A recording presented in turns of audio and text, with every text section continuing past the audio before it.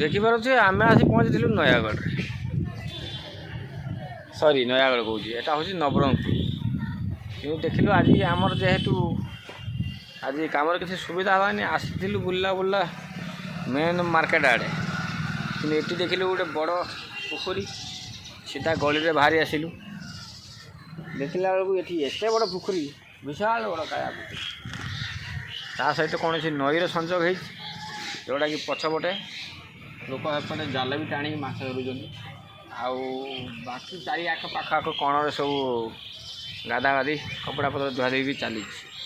ତ ଆମେ ଏଠି ବସିଛୁ, ବଡ଼ ତୋଟା ବର ଗଛ ଗୋଟେ ରହିଛି, ଯେଉଁଟାକି ତା ଶାଖା ତା ପକା ଯେମିତି ଏତେ ଲମ୍ବା ଆଡ଼ିକି ମାଡ଼ିଛି, ଗୋଟେ ଗଡ଼ିଆ ଆଡ଼ିକି ଗୋଟେ ମାଡ଼ିଛି ଶାଖା, ଏଣି ଗୋଟେ ମାଡ଼ିଛି ପଛ ଆଡ଼ିକି, ବିଶାଳ ବଡ଼।